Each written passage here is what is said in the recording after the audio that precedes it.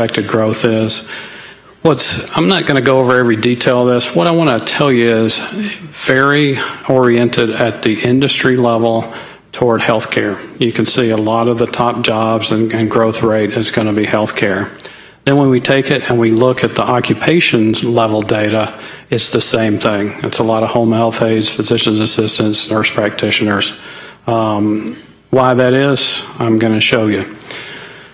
I took a look at what the expected population change, the demographic change for this county looks like between now and 2030. And those of you may know that the Florida Chamber Foundation is on this big 3-year-long project called Florida 2030. We've been doing research for a long time. We went out and we raised $1.5 million to do this project. We've been in all 67 counties. We're actually hopefully going to bring this thing in for a landing later on this year. But what we've learned a lot about is what the Florida is going to look like at that time. And when we look at Leon County, this is age group, and I want to point out a couple of things here. You know, the age groups are on the left, 0 to 4, all the way through 85 plus. The number beside the age group is the percentage increase that category is going to show between now and 2030. And I've got the little box down there that says we're going to more than double our age 70 and older group between now and 2030. In other words, there's going to be, an extra 20,852 people in that age group. More than double what we have now. That may explain some of the forecast of why we're going to need more healthcare aides, and that's always something to take into account. At the state level, the same thing is happening. We're going to have 2 million more age 65 and older people in the state in 2030 than we do right now, and we've got about 3.6 million. You should know that's going to change the way that we tax people. It's going to change the way we do it at the state level. It's going to change the way we do it at the city level. And so I think it's my job to make sure everybody knows that that's coming so we can all get ready for it. Now, other things we've done at the Chamber Foundation, we got a grant from the Bill and Melinda Gates Foundation and did this report called Florida Jobs 2030. I don't have a lot of time to go into details of what this is, but we've looked at the target industries that we expect to grow in the future. And these target industries and how it relates to the population we're talking about now, there's a lot of industries out there that have opportunities for people with just high school diplomas. And then certainly even more for people with certifications, associate degrees, where they can get into these industries, develop their skills, add some more education if they choose to, and then end up making some really good money. Another project we've been involved in is called Launch My Career. This is done in partnership with us and the National Chamber, so the U.S. Chamber of Commerce. And what's cool about this is you can give it to kids, you can give it to high school counselors. They can choose the lifestyle that they want to live and figure out what kind of job they need, therefore what skills they need, and where to get those skills. And I encourage you to look at this. What was cool was I gave a speech over in Jackson County about a month ago at the local chamber over there. And Superintendent Larry Moore over in Jackson County asked me to come speak to his principals and his guidance counselors, and which was awesome. I'm glad to do that anytime, anywhere, people that are looking to try to improve their schools, because we're going to talk a lot about education here in a minute. But, I showed them this product, and it's something kids can take home. It's free to use. They can spend thousands of hours on it, checking out every career under the sun if they choose to, and get a different and independent source of information of the career opportunities for them. Now, another thing we've been involved with is our Prosperity Project. And this initiative actually started with my kids over at FSU. My grad students wrote this beautiful report that showed me where the fiscal cliffs were for somebody trying to get themselves out of poverty. And it's incredible. They wrote a 100-plus page report. But what it did, it made me understand how difficult the process was. And so I wrote this 16-page report that says, wow, these programs distort the labor market.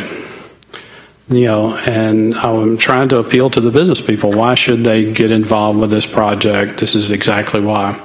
It's not fair to people. It's not fair to businesses. And therefore, we started having a summit. We did the first one last November. We did another one last week. I appreciate Commissioner Deloge was there with us. And what we're really doing is getting the business community involved in this, because these people, in this group are our future workforce.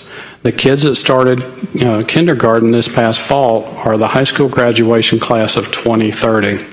And the business community has always cared. They just didn't know what to do. We're helping them find out what to do. Now I want to talk about some of the data we have. I want to talk about the good and the bad about data. We've got all the data. Some of it you have to take with a little grain of salt, though. I want to show you this that I showed at the Tallahassee Chamber. Zip code 32304, if you read the data and don't put any context around it, it does have the most households living in poverty in the entire state of Florida. Well, what we all know as data people is if you're a struggling young college kid in FSU, you can get counted in this data, no doubt about it.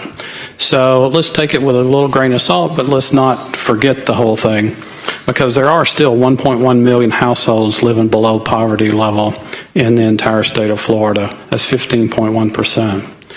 So how do we get around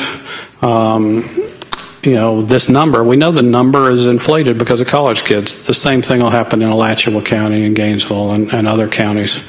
Well, the beauty of it is there's data out there, number of kids in poverty. So anybody under 18 years old is in this category. So this is what we pay attention to. Right now, as far as the last data, there's 10,019 kids in Leon County living in poverty. And I want to talk just for a second about the difference in the poverty data and the ALICE data, just to be very, very clear. One is the U.S. government Census Bureau only collects data on poverty. So if you're making below the poverty line, you're counted in this group. The ALICE community is bigger because they count up to where you have the cost of living for that area.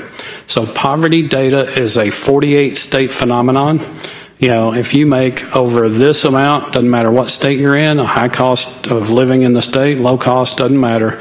Only Alaska and Hawaii are different, So we've got a metric that's a pretty low bar, And so when we look at poverty, we have to think there's a lot more people that are struggling rather than just this community that's in poverty. So keep that in mind. However, what we've got data-wise is when we think about zip code data, we don't have, sub-county level data for ALICE, but there are highly correlated, So here's the data when we look at under 18. Top number on this is the zip code. You can look, I'm sure each one of you are looking at where you live and what your home address is. The second number is the number of kids in poverty in that zip code. And you can see that when you talk about under 18, it does shift a little bit. However, we have in the 40s and, into 50% numbers as far as the percentage of kids under 18 living in poverty in that zip code. Now, why does that affect the long term here? We all know those people are struggling. What's it going to affect? That's going to affect our economic prosperity in the future. First of all, it's going to affect high school graduation rates. And that's one of the things that's a really good indicator of future success. You graduate from high school or not, you can see Leon County actually has a pretty good high school graduation rate. Went down a little bit over the last year, but the good thing is here is our population that have disabilities, the gap is closing. It's getting tighter. And the reason I like to talk about people with disabilities here is it's fairly rare in economics that you have variables that affect each other, that A causes B and B causes A. But we do have that with poverty, and we have it with disability. And people are, they usually can figure out, wow, if someone has a disability, they're probably less likely to have a job in general, so therefore they may be in poverty. What people don't think about is, if you don't have the correct nutrition, correct health care, then people in poverty may end up with a disability. So that's why it's important. And if you don't take anything else away from this, is the beauty of working on poverty issues is you're working on both at the same time. So you're alleviating disability at the same time you're alleviating poverty. Now I want to show a couple of things. One of the things we do is plot data. The county's got a really good high school graduation rate, but you can see, I'm not going to belabor the points here, but it's different depending on where you are in the state or where you are in the county. It's different, a little different high school graduation rate for people with disability, same thing. Here it is by school, the percentage just shows the graduation rate of that cohort. Now, what I've done is, a graduation rate doesn't mean much, until you talk about how many kids didn't make it, how many didn't graduate with their cohort. And I'll leave these slides with you, but what's important here is, there's over 200 kids that didn't graduate with their cohort last year in Leon County from high school. And you can see the majority of them are male.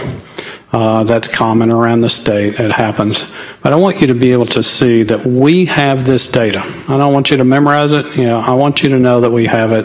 When you need it, please call me. I'll be glad to give it to you. Another thing I want to talk about, an even better indicator of someone's future success, is third grade reading scores. In Leon County, 62% of our kids are at grade level or above. A little above the state average, but we're 25th out of 67 counties. And that means that there's 1,041 third graders not reading at grade level. Now, how many kids is that? Well, here's how many there are, and here's where they went to school. And I just want you to know that there is a wide range here. It ranges from 26% to 95%. And that, I'm going to tell you, is one of the key indicators of someone's future that's been proven in the literature. I think I punched the wrong button here. Yeah, there we go. All right, so what I'm leaving you with here is the number of kids aged under 5 in poverty. I've also been able to map out them. You can see this is a little different metric. This is the proportion of kids in poverty who are under 5 years old. So you can see, about a third of our kids are, and depending on where you are, a third of the population of kids in poverty are under 5 years old. That gives us a great opportunity here to do something about their future. And keep in mind, the business community cares about this. They're certainly willing to join in. And through our Prosperity Initiative, we've gotten them to really start paying attention. Nobody's seen this kind of data, so y'all aren't the first to see it. But it is available out there, and we'll be glad to show you this or anything else you may want to see. But thank you very much for letting me come in today. Can I just interject a question, Mr. Chairman? Commissioner Proctor in queue first, and then I'll come to you. Commissioner Proctor. Well, can I make a few comments? Yes.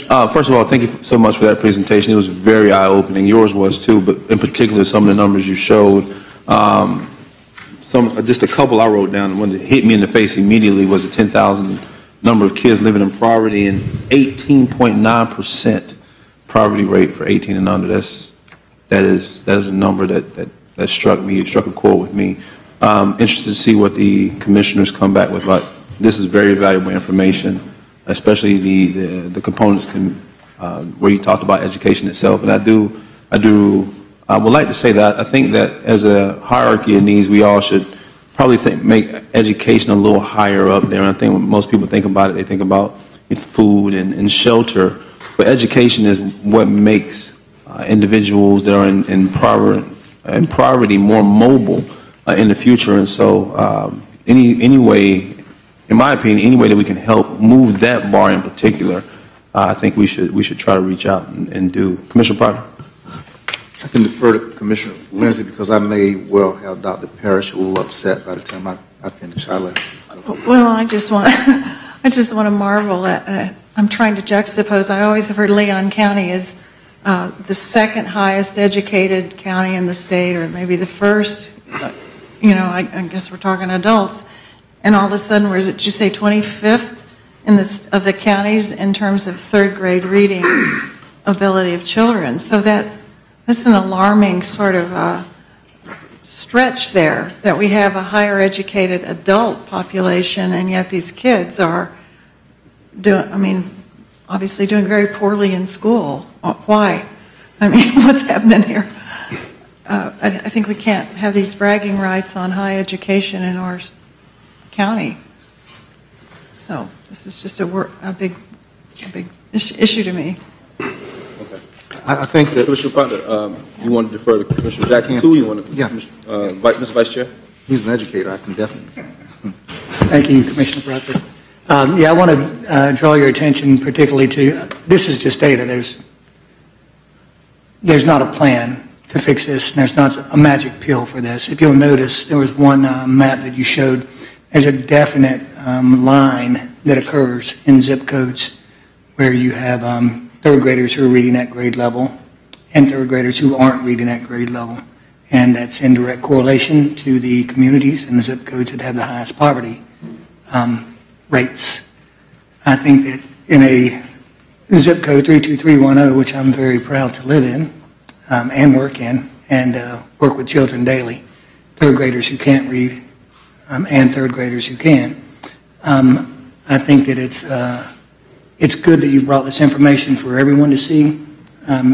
The school system is completely aware of this, and the difference. School grading in the state of Florida itself is simply a dynamic that's directly related to where zip codes are and where the highest property taxes occur. It's a dynamic that occurs in all of the other 66 counties across the state. So it's not something that's new or groundbreaking. The issue today, or the issue moving forward, is what are we going to do, or what can we do to close that gap in learning? Because when you have 47% of kids in 32310 not reading at grade level, and you have 92% north of the I-10 corridor that are reading at grade level, there's definite problems. And I think Commissioner Maddox hit it on the head.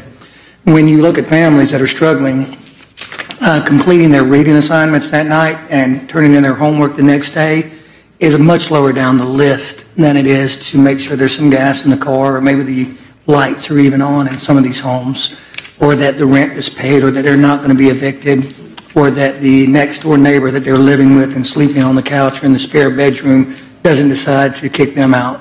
These are all stories that in the last 30 days I could tell you about. But the issue, I think, moving forward is not just the data, what do we do with it? And for years I have looked for magic pills. There are none. Sure. So, that's my... Thank you, Mr. Vice Chair. Commissioner Pratt. Thank you, Chairman. I want to thank this body and thank the Commission for what we're doing today in processing the ALICE report from United Way.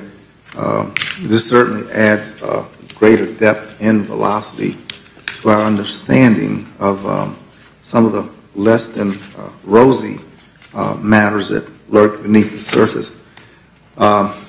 Amazingly, I agree with both my colleagues. And in 1992, when I actually ran for superintendent of schools, I learned then in preparing for that just the rotational basis of how many kids, for instance, how many kids come in and out of Oak Ridge, and the volume of students who rotate, we call a revolving door, for families being evicted from one side of town, moving in the middle of a semester to another side of town, and staying there 2-3 months, get behind and getting out of there, and kids are being jerked along with the absence of economic stability. Those things became apparent in 1992, and though a lot of time has passed, little has changed. I think that when we really go into these numbers and you begin to target, I'm willing to bet my lunch money that the area called District 1 probably has the lion's share of the numbers that we're talking about here. I'm willing to bet that. And potentially District 2 is competing really hard with District 1 in this struggle. And that's geographic specific. And oftentimes my voice, my view in terms of seeing policy that we lift differs from our colleagues because this is not the whole county of Leon. These numbers are really targeted and specifically located in direct specific areas. I think that the way we process and do public education should change. I believe that what we're doing has not worked. And I think that when the reading coefficients of third grade and the correlation which you've not mentioned, Dr. Parrish, is third grade reading to prison beds that are built, third grade reading projection to poverty, third grade reading to social dysfunctionality. All of those are correlates that feed out of the third grade ability to process words as reading. I wanted to ask, in light of this information, and I don't want to get the National Chamber and the Florida Chamber and our local Chamber of Commerce's intermixed, but I am a little aghast because with this kind of data that you all come up with, yet the chambers oppose affordable health care that could actually change the dynamics of health and stability that you mentioned. The chamber, the National Chamber opposed affordable health care. The National Chamber opposed the Lilly Ledbetter gender equal pay for women. Medicaid expansion is a big silent echo. And the policy positions and people who support it are so dispassionate, they're so conservatively, socially conservative, that in light of the data, there seems not to be movement that supports undergirding these most vulnerable populations. I just don't understand how the chamber continues in its conservative posture in the face of data that you have command of. This is not an attack. It's just me trying to reconcile what I read on the internet as positions that are out there today. And this data is saying we need your help.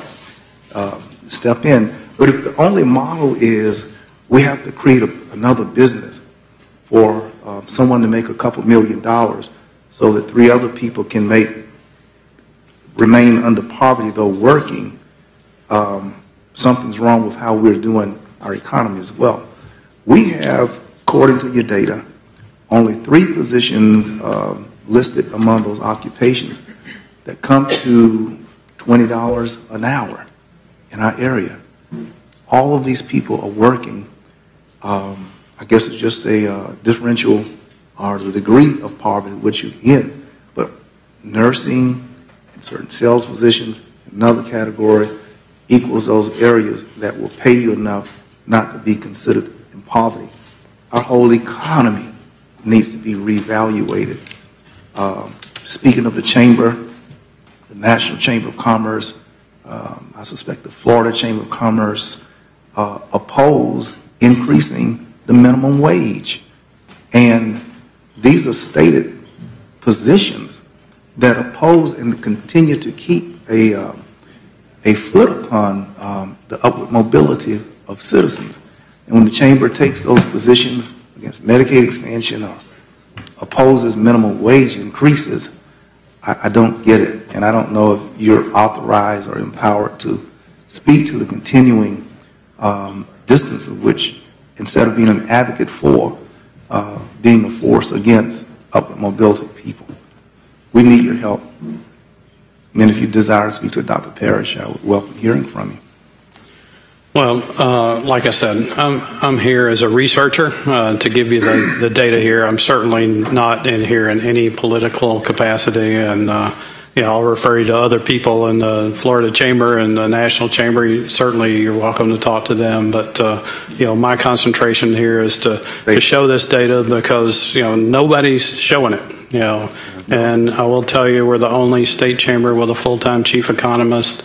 And so, therefore, I can guarantee you that, this kind of info isn't being shown a lot, but I thought it was very valuable to you, and I wanted to show it today. Commissioner Proctor, real quick. Sir, do you have an opinion about Commissioner Proctor's statement? I have a lot of opinions, but, I know we have a time certain we have to leave here. I'll be glad to, any of you commissioners that would like to talk to me and call me at my office, I'll be glad to come over and meet with you and discuss it. I will talk about the minimum wage, one thing, and that's something that I see as an economist.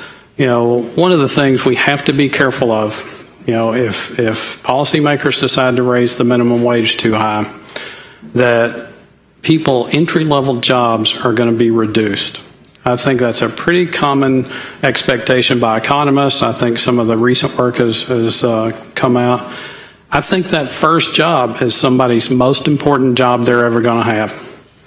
And I believe that's where they learn to show up for work on time, work as a team member. I believe that's one of the most important things. So as an economist, I don't think it's a good idea to raise a minimum wage to really high levels like we've seen out there, some people advocating for, because if you cut down someone's entry path into the job market, I believe that you're going to hurt yourself in the long run. That's my opinion on that one. Okay, Mr. Chairman, I'll just conclude and let the talking slide down the table, but I just sincerely believe that the Chamber takes positions continuously against the upward mobility of women, people who make minimum wage, people who don't have health care. Their record is distinguishably clear as to and what this is doing is it furthers the divide of two Americas.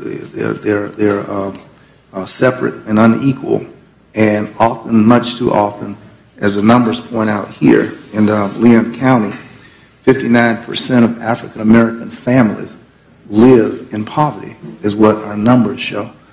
I'm glad that the commission last year we opted to have a $13 starting off point. I think we did that, Vince. We've implemented that. But even in creating a floor at $13 for our county government as a starting point, we still know by the data presented in the Chamber's report or the Alice report that $20 is where you need to be to break even at zero, and we're $7 behind that number. So this is really revealing, compelling, and I'll save comments for others until others have spoken. Thank you, Commissioner Protner. Thank you, Commissioner Protner. Commissioner Loesch? Thank you, Mr. Chair. Jerry, good stuff, thanks. And last week's conference was great for those of y'all that didn't get a chance to attend. It was like kind of this on steroids, taken to the next level.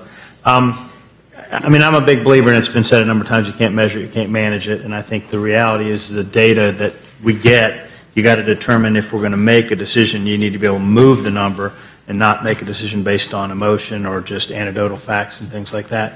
But the one thing, and Jerry, I'm kind of curious, in Commissioner Jackson's district, which was pointed as the highest poverty in the state, and you said which is skewed by the college kids that live in that area, it also has, if I read it correctly, the lowest high school graduation rate, which is not skewed by the college kids. Am I right? Right. It's right at about half, 50% or something like that. 59. I thought I saw 52. Maybe I missed it. But my point is, there's clearly some work to be done out there. And Commissioner, this is kind of your wheelhouse as far as the education side of things. And I'd love to sit down with Rocky maybe and figure out if there's some programs or some things that we can do in concert with the school district to try and shore that up. Because what I'm hearing a lot of is you got childhood poverty issues. Well, we don't solve childhood poverty issues by giving children money. We solve those by basically economic development and changing the way things are working at the top point. So I'm interested in figuring out how we can move the meter. So, but thank you. Thank you, Commissioner. One thing I think you hit the nail on the head there is ways we can help the school district. But, a big part of it is the communication we have with the school district. I mean, how often do we see them at the table when we have meetings with the city or just in general? It was the last time we had a joint meeting just to sit down and talk with them about just what's going on with them, to hear these numbers from the district. I mean, I was telling the vice chair that some of these numbers were very shocking. He said when the district already knows all of these numbers. They know this stuff already. It's just coming up with a plan, and they've been implementing a plan. Do we even know in the county what that plan looks like? Now, how much of that is our business? How much of that is our responsibility? I don't know, but I know as one county commissioner that sits on this board, I want to help out any way I can. I mean, these are our kids that we're talking about. So maybe in the future, I'm not saying that we have to do it, but maybe in the future at some point we can have that meeting where we get to hear out from the school board exactly all these numbers along with the plan that they have and ways that we can help. So that's a good point you make, Commissioner Deloge. I want to go dig in if everybody's going around. The mayor's conference Thursday morning, which I intend to attend, is the mayor's conference on children. I believe this is his 4th year attempting to lift the status of children before our community. And Commissioner Daley's recent proposal to us to look at I think a children's council that would actually foster an agency, a bureau of children's affairs is positive. And I think that the data that's coming before us today is compelling. It speaks to an urgency. And John, I think that you realize that this is foundational stuff that speaks to what you're doing is very important. And I applaud that.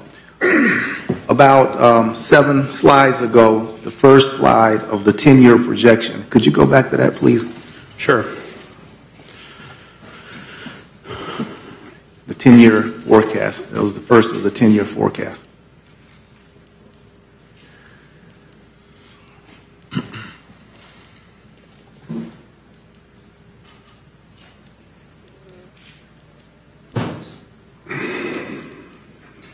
By industry. Okay, thank you. There at the bottom, why is the hospital issues in healthcare, and you have purposefully noted that psychiatric and substance abuse is not available in this equation. Has the chamber ruled out psychiatric and mental health as I mean, what is going on there, and why is that purposely excluded? How have I misread that? Commissioner, that's when I mentioned that Chimera Economics had provided this. This is their data and their categories that they provided for us, just as an outlook on their expectation of what jobs would be created by industry and by occupation for the whole MSA, Tallahassee MSA. So those are their categories. So what they're saying here, when I saw it, I like froze and got numb. And they're saying that it will not be factored in our 10-year top industries going forward. Is that what they're saying? Yeah, I just picked off the top ones off the list, and that's exactly the way, exactly. that it looks. Mr. Chairman, that's very disturbing, and I applaud Tallahassee Memorial's announcement that they will open a new emergency room to serve children, pediatric emergency center. Very important. But to see that over the next 10 years in our MSA, that psychiatric and substance abuse is not factored as a part of growth is disturbing. And I am just saying as one commissioners, we cannot afford to have that over. We've been looking at this matter for a minute. We have been watching, and people have been meeting. And just like Tallahassee Memorial came up with a pediatric medicine, why can't we establish psychiatric medicine? That is troubling. I don't like it up there. It needs to be white out. It needs to become a part of our thrust. We cannot accept that as status quo and walk away today happy that we're not going to see psychiatric or substance abuse care as a part of the specialty services of medicine in our area over 10 years. That is saying we're going to stay retarded in this area. And as a leader of our community, we collectively, we should not accept that. Thank you for bringing that slide back to my awareness. Commissioner Miller, you were patient. Anything else for us? I thought you had something else for us. I'll move to the next speaker now, but we did want to make comment that the home health care services being top.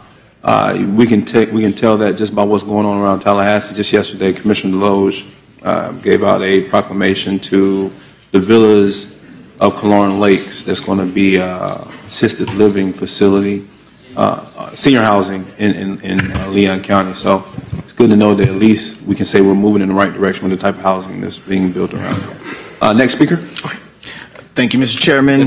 Good afternoon, Commissioners. I'm going to touch on some of the efforts that Leon County's taken to address the ALICE population. But just quickly to follow up on the data presented by Katrina on the number of households that earn below the ALICE threshold, Leon County actually performed pretty well when you compare us to other communities. We were below the state average in the key areas that you see up here on the slide, Commissioners, in race and ethnicity, families with children, and seniors. And in fact, we had the lowest percentage of married families, households, as well as seniors in the entire state, as far as the numbers showed. The only area that we seemed that showed that we do need some improvement in is in the area of households that are rental households specifically that are cost burden, and that's those households, rental households that are spending more than 30% of their income on housing costs. The average at the state level was 52%. Our average here locally is 62%. And we believe that, as Dr. Parrish mentioned, that the student population heavily skews those numbers, and that's one of the reasons that our number is that high, but we would need to conduct more research on that information, but we're pretty sure that's the reason. But beyond that, though, we do recognize the need for more affordable housing. It's something that the board has recognized and has identified as a top priority. Last year, the board accepted the recommendations of the Joint County City Affordable Housing Work Group and subsequently adopted those recommendations as the implementation of those recommendations as a strategic initiative. Those recommendations focus on establishing greater coordination and collaboration among all affordable housing stakeholders in order to increase the inventory of affordable housing here in our community. Some of those recommendations included supporting the redevelopment of the Orange Avenue apartments, establishing a public-private partnership organization for the promotion of affordable housing, and exploring community land trusts as an option as far as hoping to have homes remain affordable in perpetuity. Those are just a few of the 13 recommendations that was made by the work group and accepted, and we'll be bringing back an agenda item with an update on each of those recommendations in an upcoming board meeting. Our current housing program offers rehab and replacement services to our clients who most of them, all of them actually, make up the ALICE population. In human services, our partnerships and initiatives have been critical to the investment we make to address the needs of our citizens who make up the ALICE population.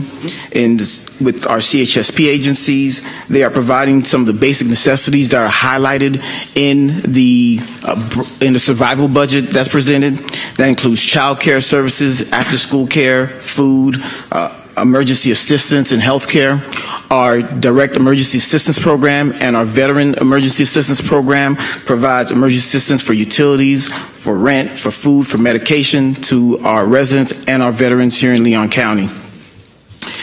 In the healthcare side, our primary healthcare program, through our partnership with Bond Community Health Centers, Neighborhood Medical, as well as Appalachia Center, are providing primary care, mental care, as well as dental care to our most vulnerable population.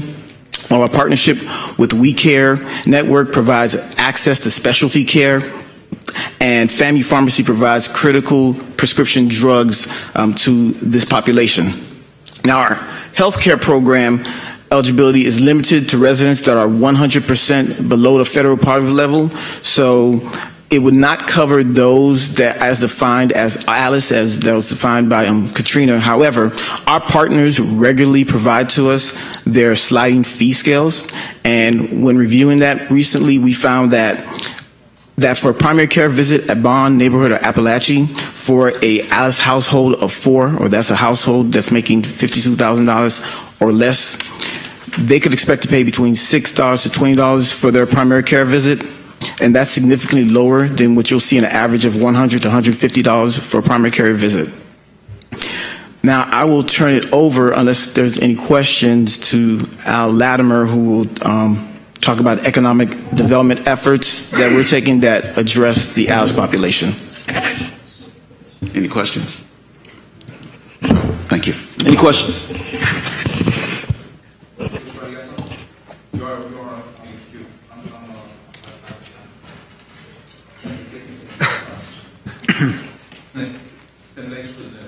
great. Thank you.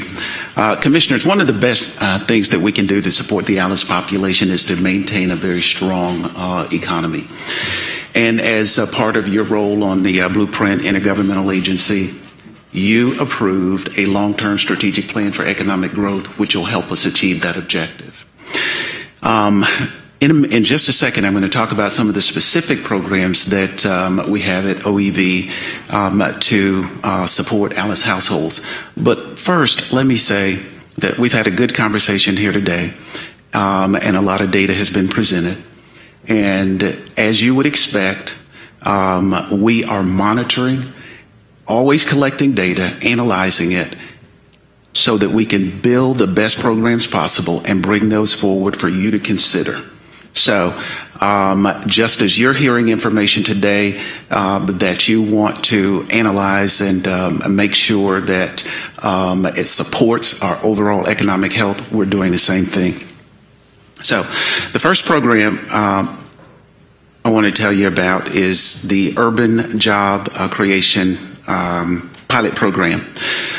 It is in a targeted area. It is in a promise zone.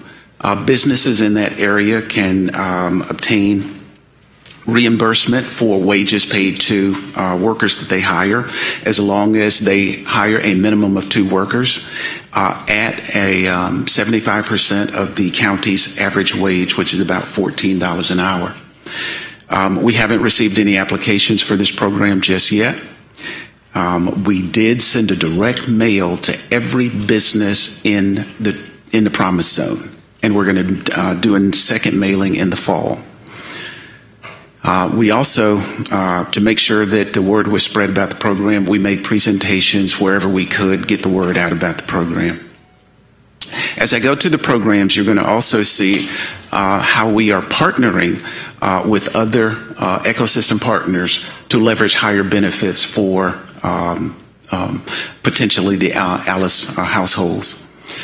So CareerSource has a work experience program, and the beauty of this is that it can be combined with the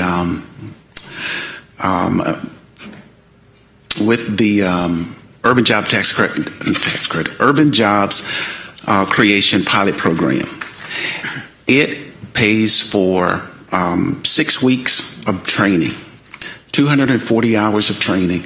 So if a company takes advantage of this program, they can hire an employee for 6 weeks under CareerSource, get that benefit, and then hire them and get a grant award, reimbursement of the wages for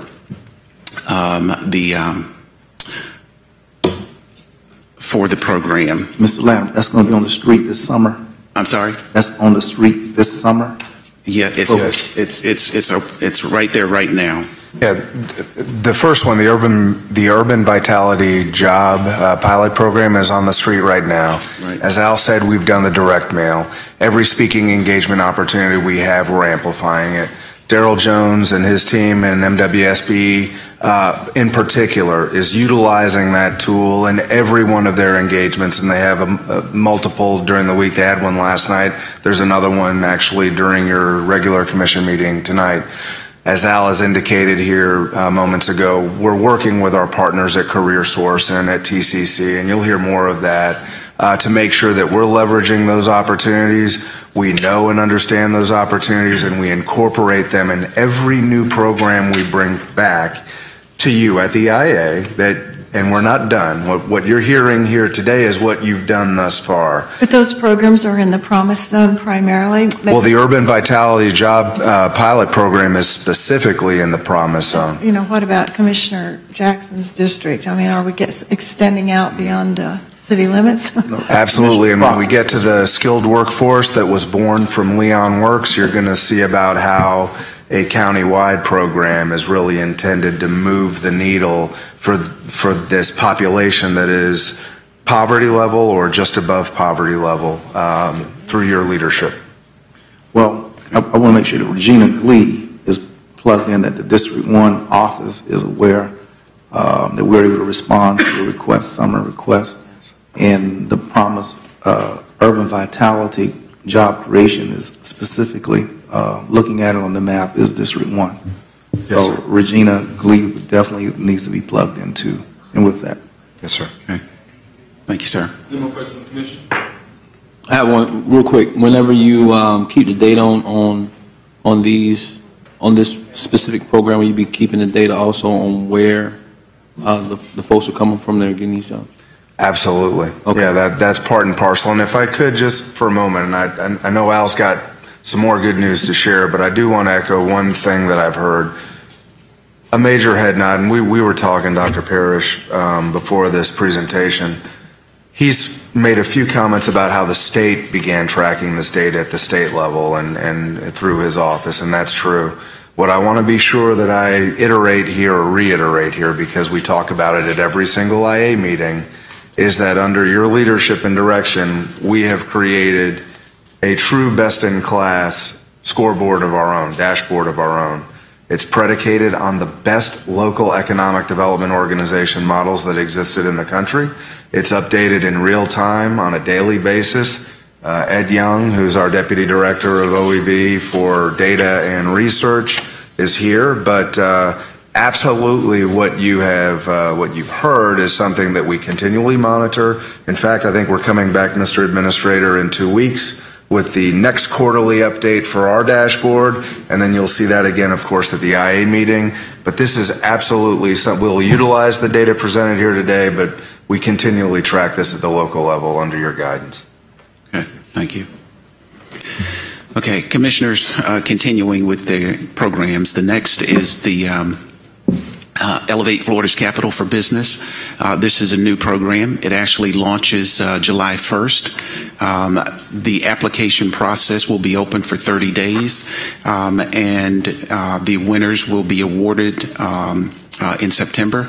But this program identifies good workforce development ideas out there that addresses a gap or a service need. The program has a budget of $100,000, but no single proposal can receive more than $25,000 in a year. This program was developed in concert with our partners or after lengthy dialogue and consultation with our partners like Leon County Schools, CareerSource, the Chamber, and TCC. CareerSource partnership for career pathways. This is actually a tremendous program that gets on the front end of helping a student or a young person or a career seeker identify a job that they want. And then it provides all the pertinent information on what the salary of the position would be to make sure that they consider all the important factors. It also identifies any local training that is available and any financial aid that would help them along the way. This is a program that's focused on low-income residents, and again, it's a partnership that we promote with CareerSource.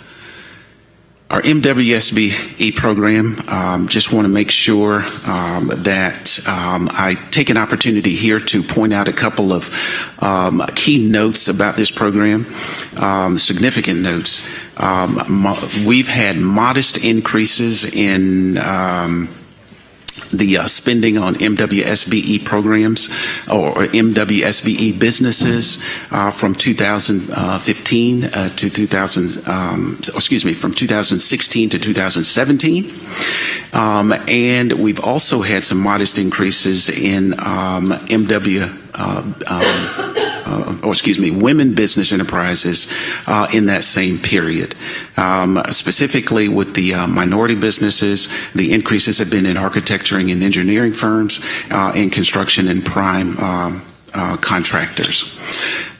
Newly established, one of the things we're doing to expand further the opportunities for our MWSBE certified businesses to procure other opportunities is to sign MOUs with FAMU. At the last IA meeting, you actually approved the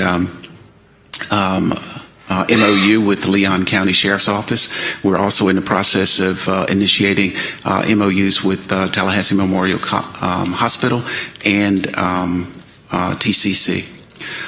Leon Works, I think you're all familiar with Leon Works, so let me just say here that we are taking this program to the next level. One of the things that we are doing is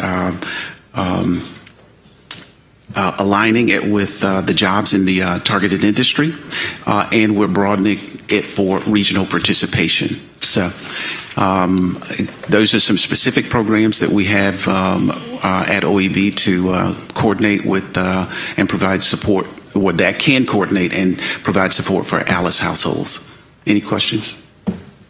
Thank you so much. Great. Like we're doing a lot. Just one additional point, if I could, very quickly, and that is we talk about data, we talk about the programs that we've put in place.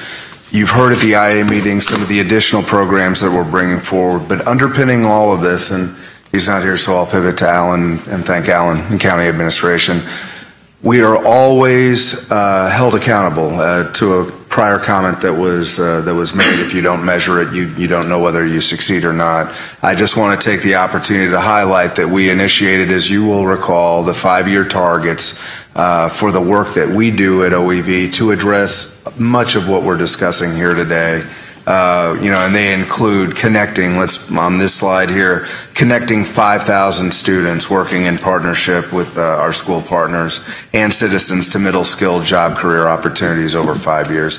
These are data points and goals and objectives that have come before you, and you have appropriately directed us to go out and seek in terms of addressing some of the needs that you've heard here today. So I wanted to highlight that. Thank you. Thank you, Ben. Any questions from the Commission?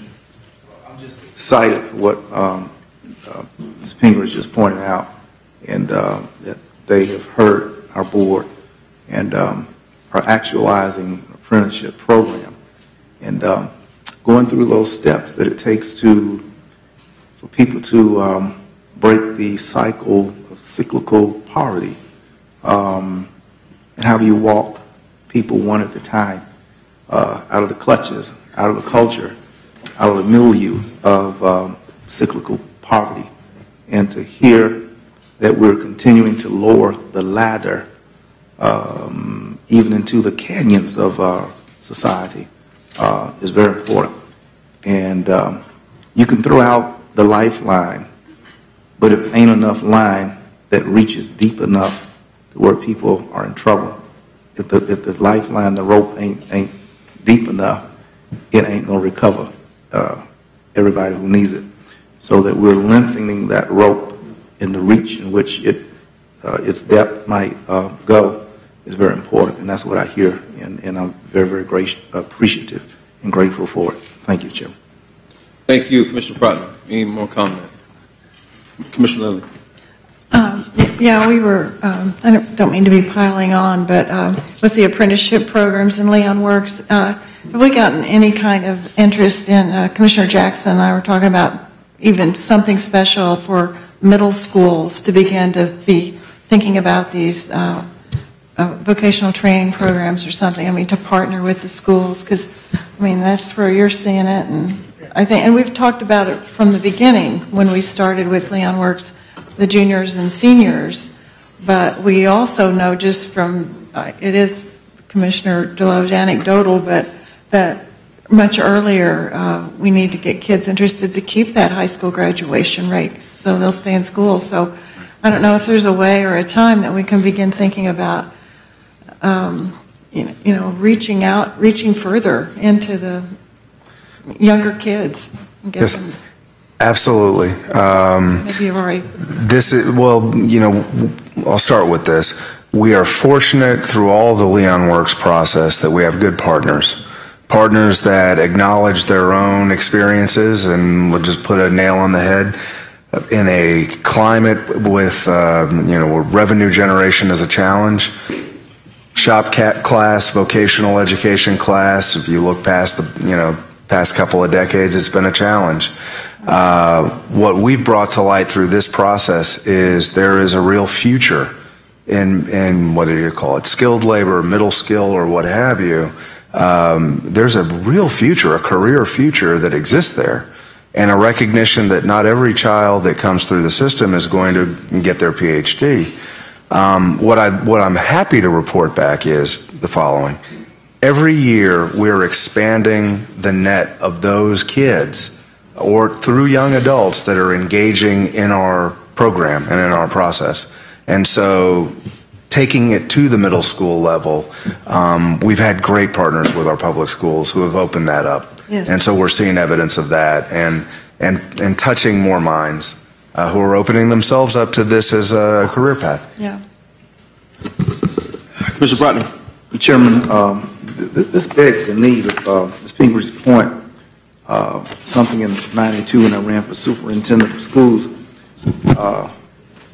Maybe Commissioner Jackson can help me, but why ain't there more vocational focus out of our school district? And this assumption that our schools are developing students for institutions of higher learning, when the numbers, generation after generation, are showing that the majority of the kids in our districts are not going to college. And what obscures or obfuscates the awareness of public schools in Leon County is the fact that we have such shining and excellent higher education institutions. When you use the word Tallahassee, you think of the excellence of Mag Lab and PhD programs and law schools and medical schools, all like that. But beneath that infrastructure are just people dying left and right, just third world. And I think that what we ought to do, we really ought to look at suspending taxing property taxes to District 1 and 2. When people are paying property taxes at the same rate that everybody else in, but can't get but a small percentage of people to read, what the hell is the school district doing? How do you achieve it? It may be the homes, maybe the families. But paying the same rate for property tax that everybody's getting taxed, and your child cannot perform in year after year, is we being fair to tax everybody the same because the school is not generating the same performance? And perhaps it does indict the absence of support at homes. I don't know. But it makes it very hard to sit up here in good faith and support a uniform tax rate that all of our children keep coming out different, even though we're paying for the same amount. We ain't getting the same result, ain't getting the same product. We're not producing the same product for the same rate at which people are paying taxes to support the county's government. And there ought to be accountability. And I think coming out of today, Mr. Chairman, though you raised the right question, what is our role? What is, where do we stop? Well, how far do our tentacles go? Well, we're asking people in my district to pay the same amount as people in Deloge's district and Lindley's district. And we're paying the same amount, but all of this data keeps showing that we're getting buried by a process that's not working now. So we need vocational. We need to take a real look, critical, at new processes that build new bridges for success. And what we're doing, let's not be shame about it. It ain't working. And it's not to say that there's any fault lines. It's just that we need something different. And I hope that out of today's meeting, commissioners, that someone who's very tender with words can softly suggest to the school board, because we set the meter and we ask every household to pay some taxes, we may well have to say that for what we're asking these people, we can't in good faith keep asking people to put money in the public till and then not getting the same result back for their children. So in a soft, stately way, we need accountability from the schools and maybe a plan going forward on how to raise that third grade reading bar. I'm just thinking that. Thank you, Mr. Proctor. I hate to break up this for this comment, but that cheetah print ties. Sir? That cheetah print tie, Commissioner Pryor, is pretty nice, man. Well, I appreciate that. Yes, sir. Really appreciate that. Yeah, I wanted to actually add one more thing to the conversation. Commissioner Lindley, worked hard with Leon Works. It's a great program that we have here in Leon County. But I started thinking a step further. I think Leon Works exposes our kids to the trades, which is what we need. Because there's a lot of times the trades gets left behind.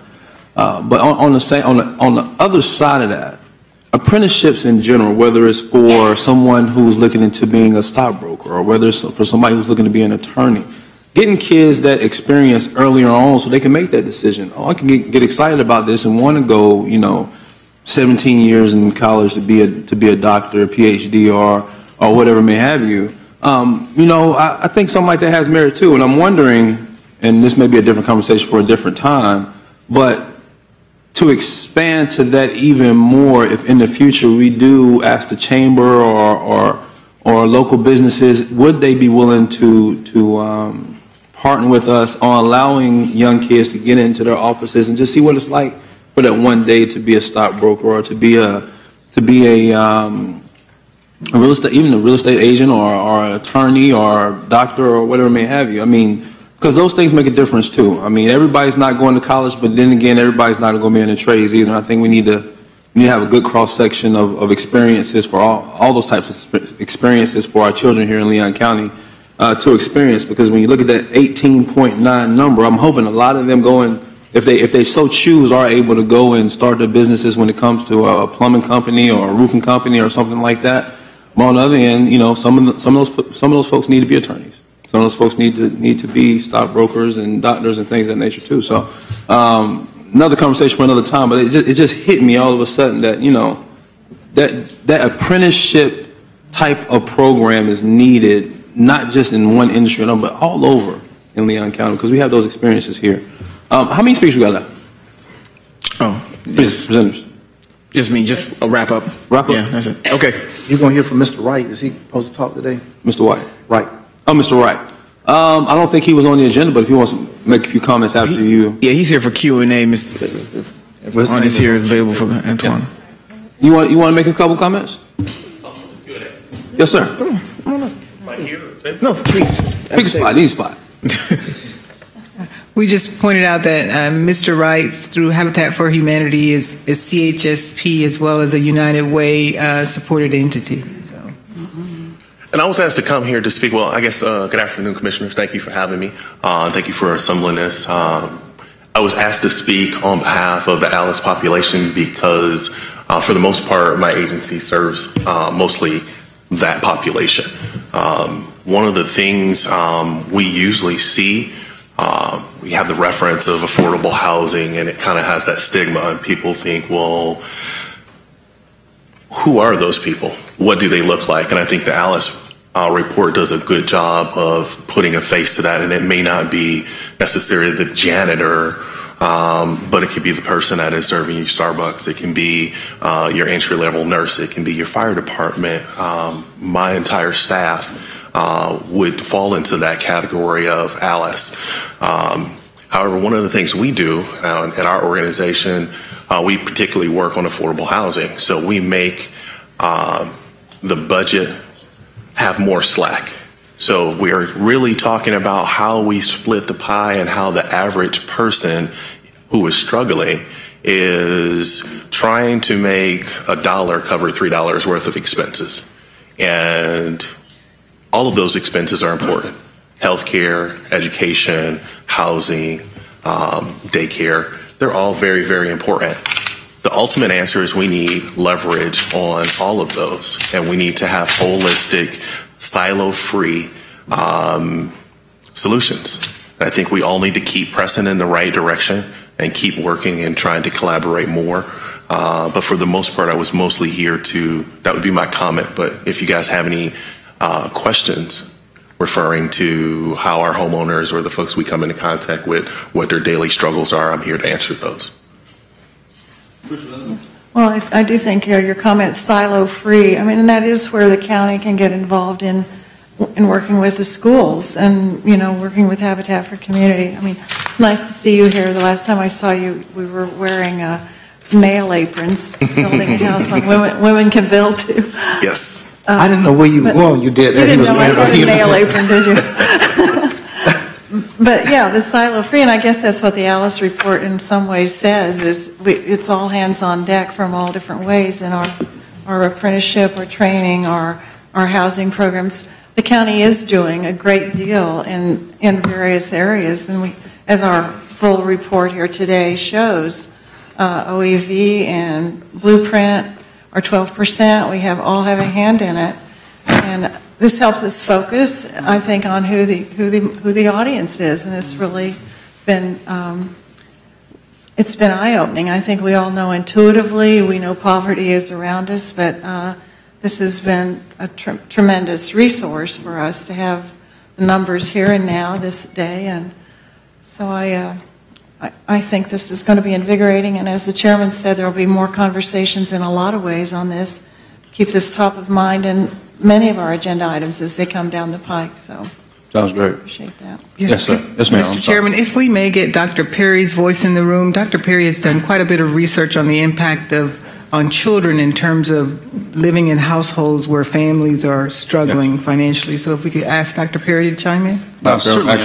First of all, I just want to say I think this conversation is very informative, and the colleagues that have spoken before me have identified key indicators as well that are very important for us to look at this picture in a broader issue. If we want to really have a major impact upon Alice populations, focusing upon the economy, the indicators, education, opportunities for jobs, especially within the sectors that are actually paying a living wage or a wage actually that can sustain one's existence.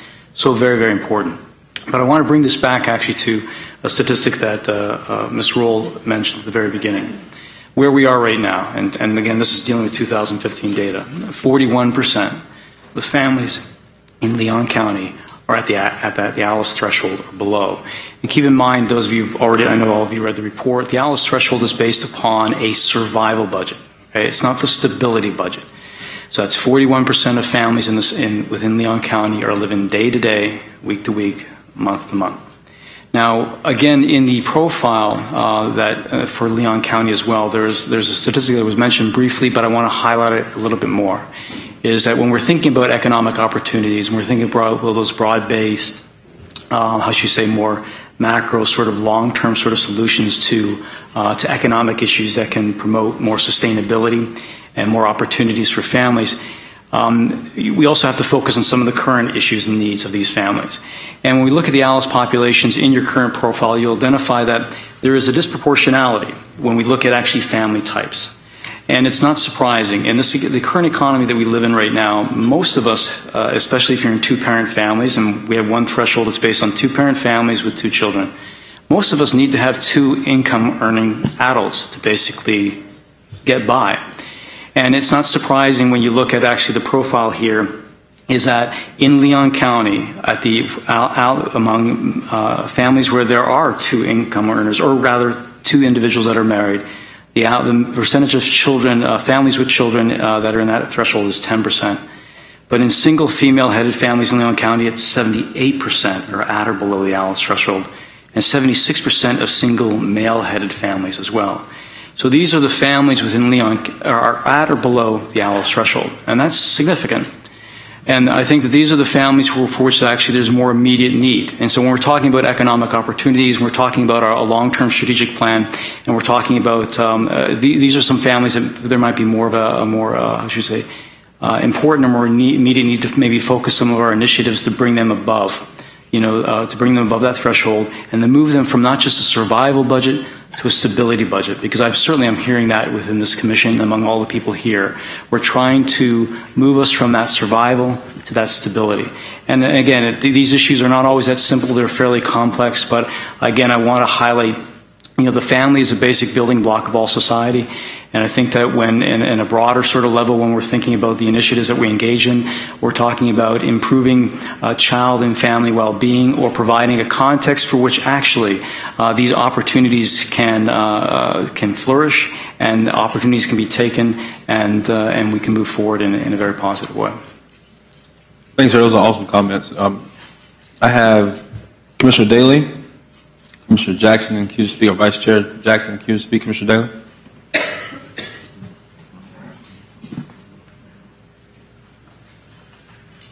Thanks, everybody, for coming. Certainly do appreciate it. Katrina, didn't mean to make you laugh at first.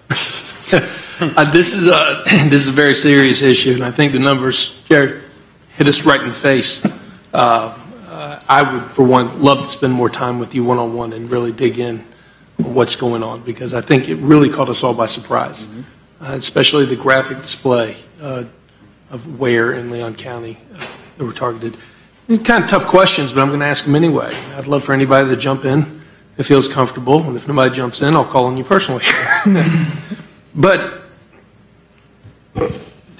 get to the point, are we as a community providing enough financial resources to meet the needs of our children and families with children?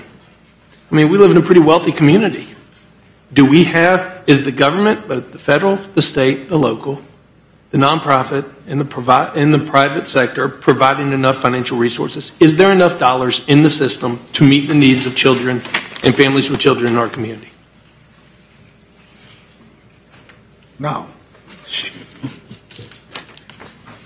Any response?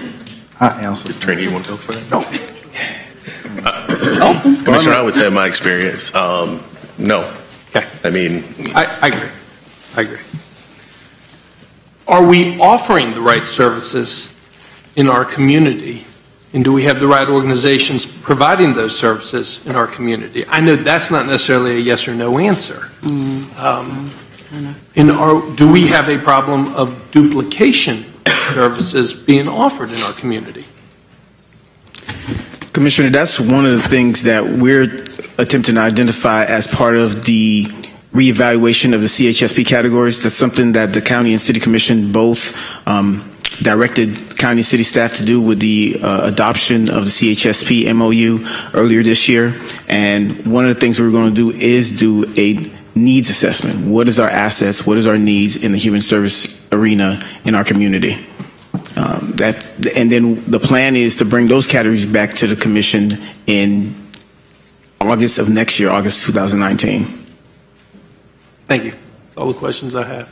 And by the way, United Way does a fantastic job with the ALICE report, not just in our community, but I'm familiar with other communities that produced it. It's very well-respected data, and we appreciate the good work. And of course, I'll share that with Ted Granger, that the United Way of Florida commissioned that report, so correct. I will make sure I share that with him. Yeah, y'all do a great job with that, and the Thank Florida you. Chamber does a fantastic job with your research. Second to none, absolutely. Commissioner Protner. Mr. Chairman, I appreciate this report. Again, I want to thank the Commission for pausing to receive it. I want to thank Ms. Rowe for patience and also pausing to come. It's an awesome presentation. It was gloomy this weekend going through this information, thinking of myself, thinking of the struggle, the lives of people. This is not Bangladesh. It's Leon County. And I wanted to, I think that what we've heard, each commissioner has indicated, is eye-opening. It's our first time, and it is in contrast to the report which OEV presented to us. And it was at that meeting that it was a glowing report, and we asked the question as a board, is everybody okay? And your report gives us at least one insight. Chairman, I wanted to offer a motion, if you're open to that. Could that motion also include accepting the report? Yes, sir. Yes, sir. What else you got? Okay. In addition to asking that we receive this distinguished, one of the outstanding reports that I've ever read coming to this body, that in the context of the ALICE report and OEV data, which set forth, I've actually tried to write this down, bear with me, that sets forth the economic parameters of our community, I move that we create a citizens group to review this amazing data and have a further vetting on this information that looks at poverty in our community.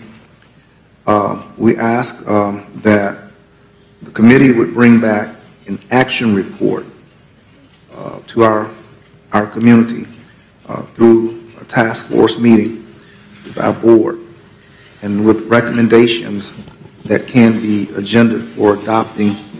I don't even know them. You know, you're trying to do something good, and with our board, with a recommendation that can be agendaed for our adopting a new action plan by the county that will better assist persons who have been marginalized, and that we might do all that we can along the questions that Commissioner Daley asked in evaluating the services and asking, do we have the right services? And what Mr. Lammy has just put forth, that needs assessment, and making sure that the needs assessment is done thoroughly, and then action steps that we can implement and follow, that we really won't leave any child behind in Leon County. That's my motion. A motion's on the floor. That motion would have to be for, as I consulted with the county attorney, had to be for an agenda item, Commissioner Proctor, that's what to be brought back on the subject. Is there a second to the motion? Motion seconded by Vice Chair. Mr. Vice Chair, you have the floor unless Commissioner Lindley, you're on point? Yeah, on point. Yes, ma'am. I see we have a work group on housing who'll be bringing back some recommendations. We have the CHSP assessments coming up. I'm just trying to figure out if we do add this, I mean, how many work groups. We don't want to be duplicating all of that either. So I don't know. This is what we talked about at the agenda. Yeah. Yes. I mean, it's just So as an amendment, Commissioner Lindley, if you don't mind, I think I agree with you on that amendment. Would you actually ask? Would you also ask staff to bring back all of the committees looking at things that are part of the Alice report or could be deemed to be, inclusive of the Alice report? Yeah. See if we need some sort of umbrella, right, or if we already have some of this work. It sounds like we've got a fair bit of it going on. So while I don't believe in silos, I don't want overlapping and duplication either. So, right. Yeah. Commissioner Proctor, will you accept that amendment? Sure. And I think that what it does is that it will buttress our case to the public for support of a children's service agency if that measure goes to the ballot in November. So these asks, which we have, would place and give that group, when it starts, a running start, and they ain't going to be starting from scratch, so to speak. So I think that the timing of it coincides very well. Okay. So the motion is for an agenda item? Yes, agenda item. Yes, ma'am. And still got a second by the Vice Chair. I'm wondering if also staff could talk about the other possible partners who should be at the table. I mean, I get that we're asking for us to establish a committee, but we just talked about a large part of this report itself. Well, that could be in the assignments. We'll just let staff come back with the agenda item. We have a deeper discussion there. Motion on the floor. Chairman, yes. I think the areas we heard Mr. Wright indicate housing is a late addition, but we heard jobs. We know that education is going to be in their purview, and the other stuff that came out too. And I'm not sure if we're going to take a look at health at all. I don't think that came up in such a big time way, but the educational correlation to poverty was huge, and jobs and apprenticeship should be a part of it, and I think the housing piece should stay alive. So unless other commissioners have other things to add. So those are three things. Okay. Jobs, education, housing. All right. Motion on the floor by Commissioner Proctor for the agenda item for the things he specified. There's a lot there, but Ms. Voss, I think he got it. Yes. Seconded by the Vice Chair, amended by Commissioner Lindley, accepted by Commissioner Proctor and the Vice Chair. All those in favor of the motion on the floor indicate by saying aye. Aye. Any opposed? Motion carries 6-0. Any more